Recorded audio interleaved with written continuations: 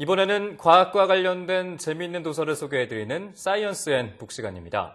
전 세계에서 가장 긴 역사가 기록된 책이죠. 조선왕조실록이 과학을 중심으로 새롭게 탄생했습니다.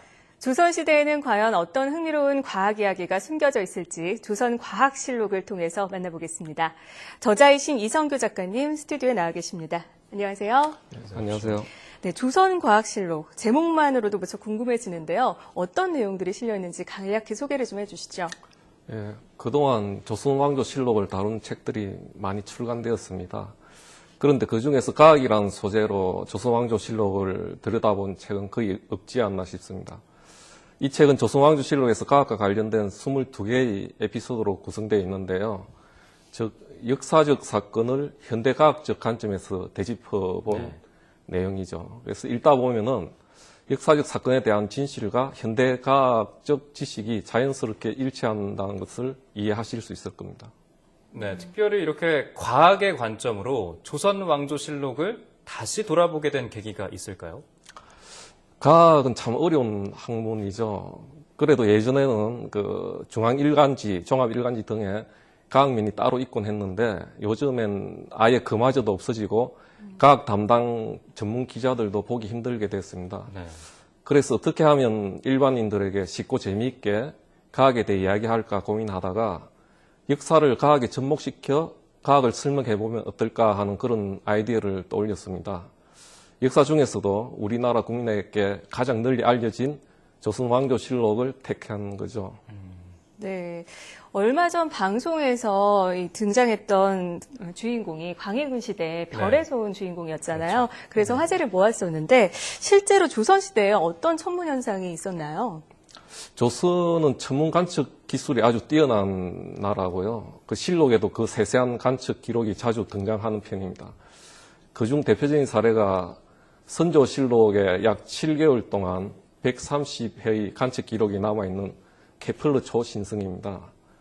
독일의 천문학자 케플러가 발견했다고 해서 그 같은 명칭이 붙었는데요. 네.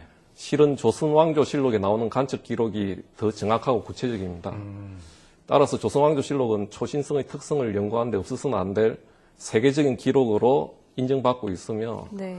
외국 유명 과학자들도 케플러의 관측 기록보다는 선조실록 기록을 더 자주 인용하고 있는 실정입니다. 네네. 네, 조선왕조실록이라고 하면은 그저 역사책이라고 생각을 했는데 초신성 연구에 도움이 된다니 좀 놀라지 않을 수가 없는데 이어서 조선시대에도 이렇게 초자연적인 현상이 많지 않았습니까? 네. 이거에 대한 얘기를 좀 해주시죠.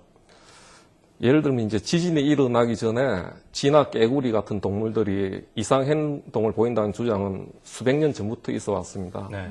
실제로 현대과학에서도 지진이나 태풍 등이 발생할 때 동물들이 특이한 행동을 보이는 생물학적 전조 현상에 대해 연구를 진행하고 있습니다. 흥미로운 것은요, 조선의 경우에 바람직하지 못한 정치 사항이 전개될 때 그에 대한 경고 메시지로 동물들의 이상 현상을 언급하고 있다는 점이죠. 네. 예를 들면 이제 어린 왕의 어머니인 대비의 권력이 너무 커질 경우에 갑자기 암탉이 수탉으로 변하는 일이 보고되기도 하고 또 당파 싸움이 너무 심해지면 색깔이 서로 다른 깨구리들이 패싸움을 벌였다는 기록이 종종 보이고 합니다. 네. 요즘처럼 대놓고 직설적으로 비판하는 게 아니라 풍자나 비유 같은 정치 미학이 있었던 거죠. 네, 이 정치를 비판할 때도 동물의 이상 행동으로 비유를 했다는 점이 참 흥미로운데요. 근데 여기서 가장 인상 깊었던 내용은 어떤 거라고 보십니까? 제가 이 책을 쓰면서 종이로 은을 만든 조선의 연금술사라는 내용이 이 책에 나오는데요.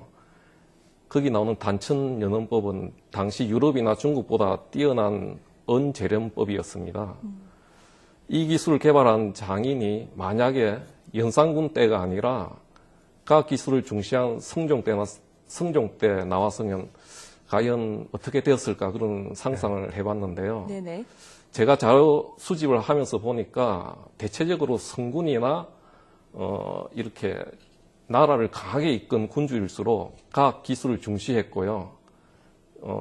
정치를 잘못한 임금일수록 그동안 쌓아온 과학기술마저도 외면하는 경우들이 많이 볼 수 있었습니다.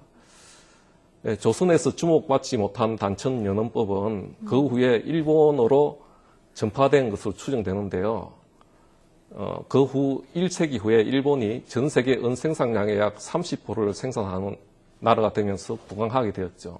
네, 좀 아쉽네요. 네, 그 조선 왕조 실록에 담겨 있는 과학의 이야기들을 얘기해 주셨는데 이번에는 조선의 역사가 600년이 넘지 않습니까? 근데 이 조선 왕조 실록이 보관됐었던 이유도 과학의 바탕이 좀 있었다고 합니다. 얘기를 해 주시죠. 네, 실록은 개짝에 넣어져서 보관되었는데요. 그 개짝 표면에 오칠이 되어 있었습니다. 아시다시피 오칠을 하면은 산이나 알칼리 같은 데도 녹지 않고 내열성, 내수성, 방수성 아주 뛰어나게 되죠. 네. 또 개짝 내부의 안에는 기름 종이나 노루 가죽 같은 걸 덮어서 빗물이 떨어져도 닿지 않게 만들어 놓았고요. 네. 그리고 방부, 방충 효과가 뛰어난 장포를 흰 주머니에 싸서 넣었고 책과 책 사이에는 초주지라는 얇은 종이를 넣어서 책끼리 서로 눌어붙지 않게 조치를 했습니다.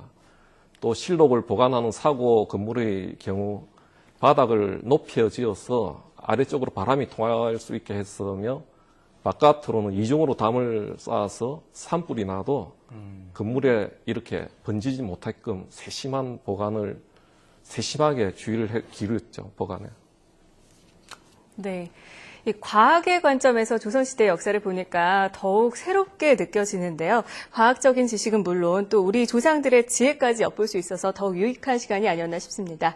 네, 지금까지 조선과학실록의 저자 이성규 작가와 함께했습니다. 오늘 말씀 고맙습니다.